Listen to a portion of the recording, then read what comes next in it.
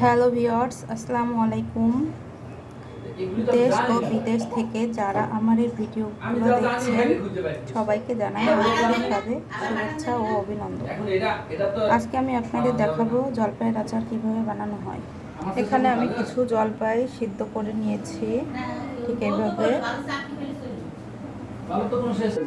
এখানে আমি কিছু পাঁচফোড়ন নিয়েছি এবং শুকনো মরিচ, গোটা গরম মশলা, তেজপাতা, এগুলোকে ভালো করে টেলে নিব।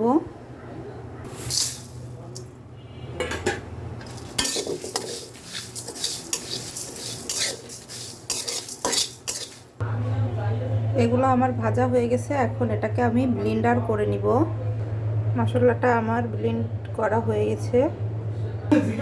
এখন কড়াইতে দিয়ে দিব আমরা তেল, সাথে দিয়ে দিচ্ছি রসুন,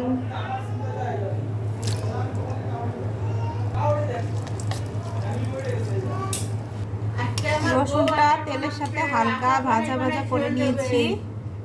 সাথে দিয়ে দিচ্ছি আরও তেল, সরিষার।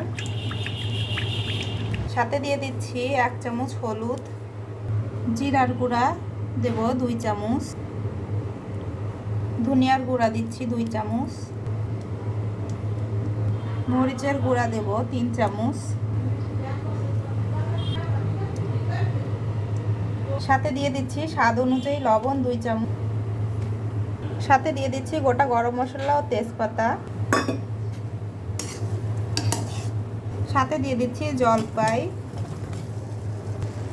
সিদ্ধ করে রাখা জলপাইগুলো ঢেলে দিয়েছি। এখন এটাকে মশলার সাথে ভালো করে মিশিয়ে নিব।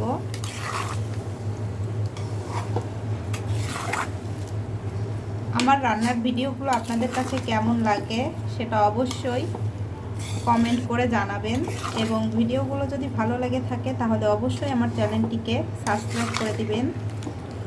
ফেসবুক থেকে দেখলে ফলো দিয়ে দিবেন, লাইক কমেন্ট শেয়ার করে দিবেন, এবং নতুন নতুন ভিডিও দেখতে আমাদের সাথেই থাকবেন। জলপাইটাকে আমরা 30 মিনিট কি 20 মিনিট ভালো করে মশলার সঙ্গে কষিয়ে নিব, যাতে তেলটা জলপাইয়ের ভিতর ঢোকে। কিছুক্ষণ পর পর এটা আমরা নাড়িয়ে দেব, নইলে কিন্তু কড়াইয়ের নিচে লেগে যাবে। সাথে দিয়ে দিচ্ছি 1 বাটি চিনি এবং দিয়ে দিচ্ছি গুঁড়ো করে রাখা পাঁচফোড়ন।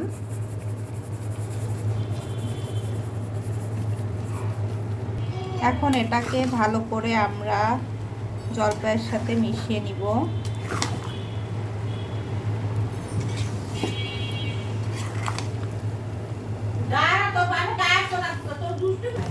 দেখুন মশলাটা আমাদের জলপাইয়ের সাথে ভালো করে মিশে গেছে। এটা এখন আমরা উঠিয়ে নিব।